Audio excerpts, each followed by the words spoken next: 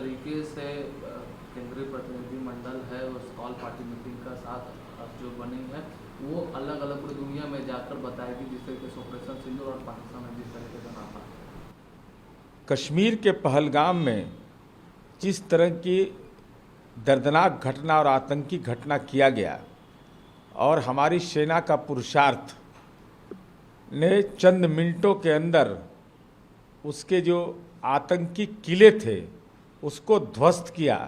आदरणीय प्रधानमंत्री जी ने साक्ष्य के रूप में स्पष्ट रूप से देश की जनता के नाम संबोधन में कहा कि आतंकी के अंत्येष्टि में पाक का सेना का सैन्य का अफसर वहाँ मौजूद है।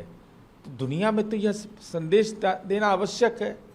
भारत एक शांतिकामी देश है और उस देश के अंदर में प्रायोजित आतंकवाद अपनी भूमिका अदा कर रहा हो, सेना के लोग उसमें अंत्येष्टि में शामिल हो रहे हो, तो तमाम ऐसे तथ्यों की जानकारी दिया जाना आवश्यक है कि दुनिया इस बात को जाने कि पाक प्रायोजित आतंकवाद पड़ोसी देश के साथ उसके जीवन में कैसे खलल डाल रहा है, यह देश दुनिया को बताना आवश्यक है। उसी दिशा में केंद्र सरकार ने यह स्वागत योग्य कार्रवाई की है।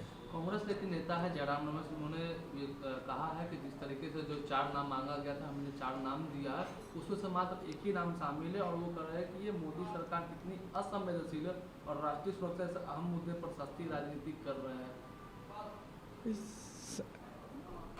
केंद्र सरकार ने जो फैसला लिया तो सर्वदलीय प्रतिनिधिमंडल का 7 दलों का था, तो सारे दल के तो माननीय सांसद जा रहे हैं, उसमें आपके दल के शशि थरूर जी हैं।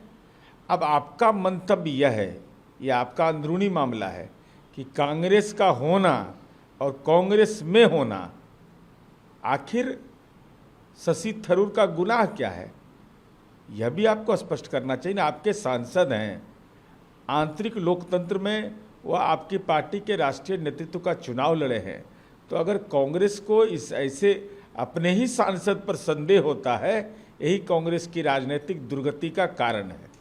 अमित शाह ने कहा है गुजरात के गांधीनगर में कि हमारी सेना ने पाकिस्तान के अंदर 100 किलोमीटर तक घुसकर हमले कर आतंकवादियों को जवाब दिया, अंतर्राज्यीय आतंकवादी गतिविधियों की योजना बनाए जो सियालकोट और अन्य आतंकवादी शिविरों में छुपे हुए थे और जिस तरीके से धमकी भी जो देते हैं कि परमाणु हमारे पास, तो सोचा कि हम डर जाएंगे, हमारे पास सशस्त्र बल। पाक प्रायोजित आतंकवाद का घिनौना रूप पूरी दुनिया ने देखा। संयुक्त राष्ट्र संघ ने भी इस संदर्भ में अपनी राय व्यक्त किया। तो स्वाभाविक रूप से देश के गृह मंत्री जी ने जो सैन्य पुरुषार्थ की चर्चा की है और आदरणीय प्रधानमंत्री जी ने राष्ट्र के नाम संबोधन में कहा, कोई न्यूक्लियर के नाम पर ब्लैकमेलिंग नहीं चल सकता है। ये हिंदुस्तान की 140 करोड़ जनता, देश के तमाम राजनीतिक दल, मोहम्मद इम्तियाज जैसा बहादुर व सेनानी जिसने अपनी शहादत दिया, तो सैन्य बल पर हमको गर्व है। और पाकिस्तान ने जो साक्ष्य के रूप में आतंकी के अंत्येष्टि में सेना का अफसर शामिल हो रहा हो, इससे बड़ा प्रमाण क्या है। तो सैन्य बल के पुरुषार्थ के सामने हिंदुस्तान का जो है वो देश की जनता उसके साथ खड़ी है, दुनिया की शांतिकामी जनता खड़ी है। आरएसएस प्रमुख मोहन भागवत ने कहा कि भारत हर क्षेत्र में प्रगति कर रहा है, यह होना भी चाहिए। भारत में किसी के साथ दुश्मनी नहीं की है, लेकिन अगर किसी की हिम्मत होती है तो भारत में उसे सबक सिखाने के लिए भी ताकत रखता है। देखिए, अब आरएसएस के प्रमुख एक सांस्कृतिक संगठन के प्रमुख हैं और देश प्रगति कर रहा है, इससे कोई इनकार नहीं कर सकता है।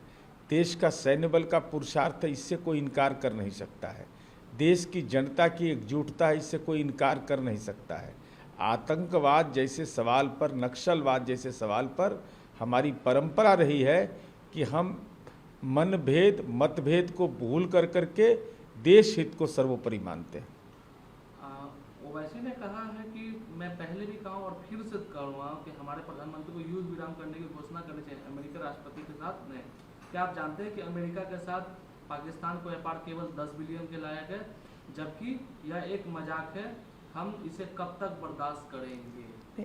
आदरणीय प्रधानमंत्री जी ने तो राष्ट्र के नाम संबोधन में ये स्पष्ट कर दिया कि हम किसी की शर्तों पर बात नहीं करते हैं।